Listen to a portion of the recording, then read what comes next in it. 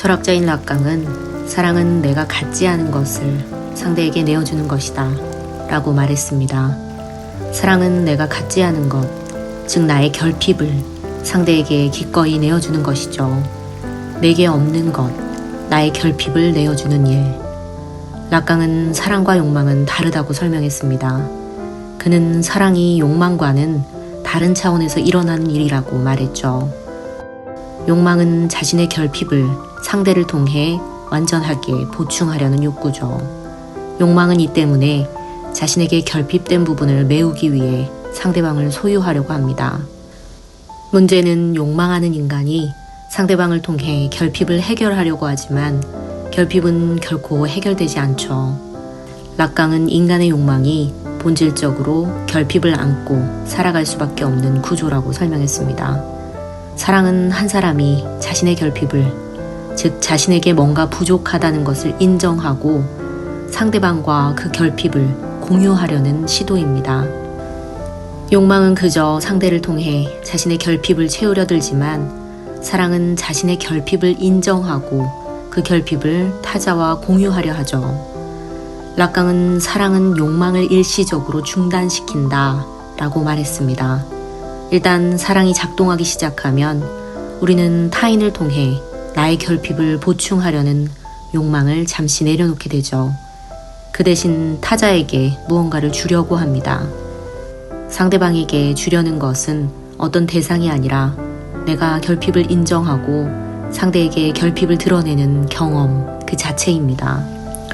이 때문에 사랑은 자신의 결핍의 경험을 타인과 함께 하려는 것이며 오히려 그 결핍을 공유하며 타인과 이전에는 없던 새로운 가치를 나누게 되죠. 락강은 사랑에는 역설이 포함되어 있다고 말했습니다. 사랑이 타자에게 무언가를 주는 행위이지만 사실상 주려는 것은 결핍입니다. 나는 상대에게 내가 갖지 않은 것을 주려 하며 이를 통해 나는 상대와 특별한 관계를 만들어 나가죠. 사랑을 통해 두 사람은 서로의 결핍을 공유하며 또 다른 세계를 만들어 나갑니다. 사랑을 하는 인간은 자신이 무엇인가 부족하다는 것을 알고 있으며 이런 자신의 결핍을 상대에게 솔직하게 고백하고 오히려 그 결핍을 통해 상대와 특별한 관계가 되려고 하죠. 락강은 인간이 근본적으로 결핍을 경험하는 존재라고 말했습니다. 이 결핍은 인간이 성장하는 과정에서 필연적으로 발생하며 모든 것이 가능할 것 같던 어린 시절을 지나 사회에 적응하며 모든 것이 자기 뜻대로 되지 않음을 깨닫게 되면서 필연적으로 발생하죠. 이 결핍점은 인간의 욕망을 일으키는 시작점이 됩니다.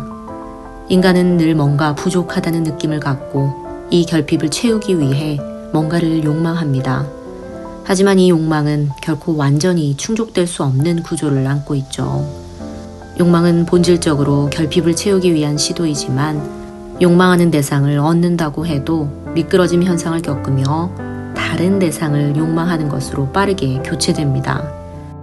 미끄러지는 욕망은 절대 잡히지 않는 구조를 안고 있죠. 이는 욕망의 씨앗이 결핍에서 발생하는데 인간에게 결핍은 마르지 않는 샘처럼 늘 새롭게 생겨나고 발생하며 인간에게는 늘 결핍된 요소가 존재할 수밖에 없기 때문입니다. 저 대상만 가지면 나는 세상을 다 가진 기분일 거야 라고 생각하지만 그 대상이 내 것이 되면 또 내가 갖지 못한 새로운 대상이 떠오르는 것이 인간의 마음입니다. 락강은 대상 A라는 개념으로 욕망의 대상을 설명합니다. 우리는 늘 결핍을 채우려 대상 A를 쫓아가지만 대상 A는 본질적으로 상실된 대상이죠. 욕망은 무의식 차원에서 작동합니다. 인간은 대상 A를 채우면 무의식적 욕망을 달성할 것이라 믿지만 이는 근본적으로 채워질 수 없는 구조를 안고 있죠. 욕망은 또한 반복성을 가집니다. 이는 한 사람이 욕망의 대상을 얻기 위해 반복적인 시도를 한다는 것을 뜻하죠. 반복적으로 결핍을 채우려 하지만 계속해서 새로운 욕망으로 미끄러지며 바뀌어 버립니다. 이런 욕망은 락강이 말하는 상징적 질서 안에서 구조화되죠. 상징적 질서는 인간이 사회화되며 동화되는 규범과 법, 언어, 규칙 등으로 이루어진 사회입니다. 한 사람의 욕망은 언제나 이 사회적 질서와 문화적 규범 안에서 표현되고 조절됩니다. 문제는 상징적 질서 자체가 애초에 인간의 욕망을 완전히 충족시킬 수 없죠. 이 때문에 인간의 욕망은 늘 결핍을 느끼며 충족되지 않는 상태로 남게 됩니다. 락강은 이런 인간의 욕망을 사랑과는 다른 차원에 있다고 구분했습니다. 욕망은 상대방을 이용해 자신의 결핍을 채우려는 시도로 한 사람이 상대방을 욕망할 때는 상대를 통해 늘 뭔가를 얻으려고 합니다. 문제는 욕망하는 상대방은 근본적으로 이 사람의 결핍을 충족시킬 수 없기 때문에 욕망은 항상 미완성 상태로 남게 되죠.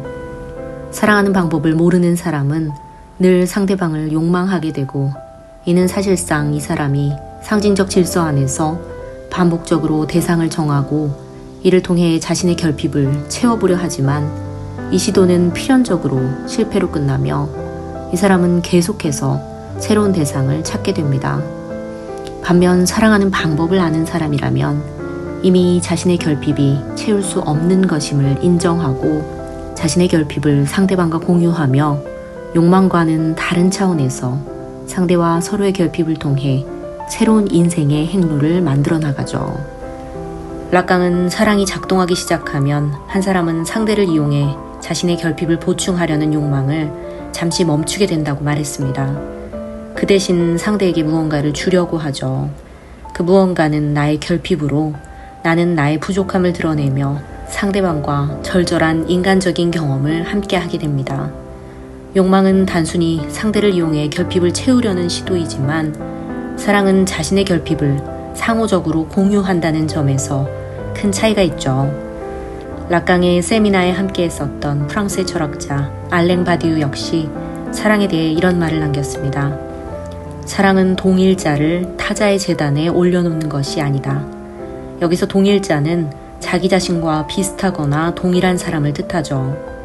타자는 자기 자신과 다른 존재로 다른 관점을 가진 또 다른 세계를 의미합니다.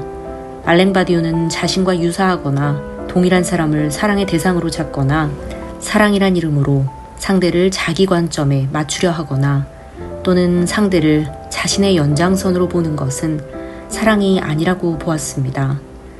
그는 사랑이 근본적으로 우연적인 만남에서 시작된다고 말했죠. 이 우연적인 사건으로 인해 두 사람은 서로의 차이점을 만나게 됩니다. 사랑은 서로 다른 이 차이점 속에서 각자의 관점을 인정하고 존중한다는 특징이 있죠. 그는 사랑은 이질성을 존중하는 것이다 라고 말했습니다. 사랑은 두 사람이 서로의 차이점을 무시하거나 억누르는 것이 아니라 오히려 그 차이점을 통해 이전에 없던 새로운 진실을 만나는 과정이라고 보았죠. 그의 철학에 따르면 사랑이 아닌 욕망은 세 가지 특징을 가집니다. 첫 번째로 욕망은 결핍의 산물이죠. 욕망은 한 인간이 자신의 결핍을 채우기 위해 다른 대상을 추구하는 방식입니다. 이는 한 인간이 자신의 결핍을 느끼고 이를 충족시키기 위해 무언가를 갈망하는 과정이죠.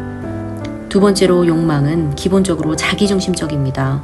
욕망은 한 사람의 필요와 욕구를 충족시키기 위해 타인이나 대상을 이용하려는 경향을 보이죠.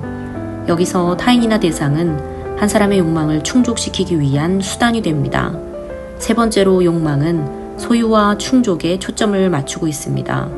한 사람은 다른 대상을 통해 자신의 결핍을 메우고자 하며 이 결핍이 채워지면 욕망은 일시적으로 해소됩니다.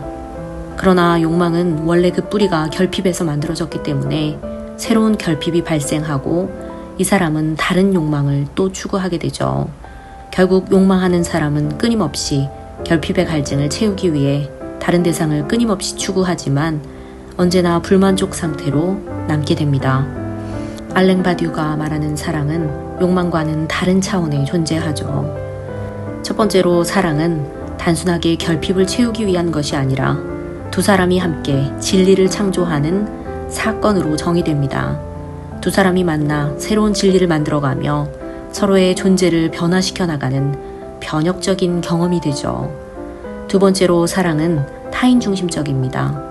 사랑은 자기 필요와 욕구를 충족시키기 위해 타인을 이용하는 것이 아니죠. 타인과의 관계에서 새로운 진리를 발견하고 그 진리를 통해 서로를 변화시키는 경험입니다. 두 사람이 만나 각자의 차이를 인정하고 그 차이를 통해 새로운 관점을 만들어낼 수 있죠.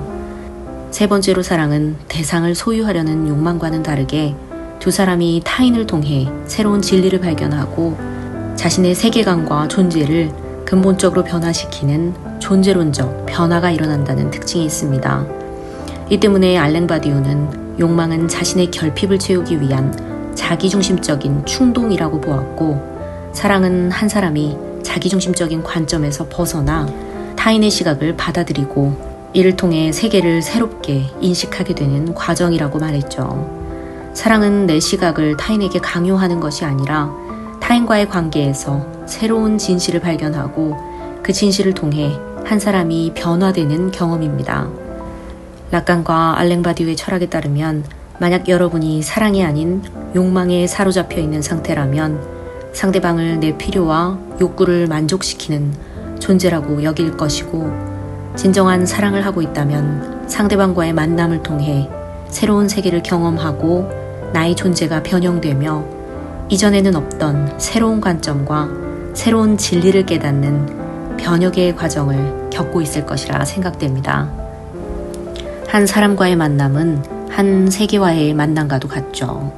상대방을 내 필요와 욕구를 만족시키는 존재로 보기보다는 한 세계와의 조우를 통해 새로운 시각과 새로운 진리를 얻게 되는 의미 깊은 경험을 하시기를 응원합니다.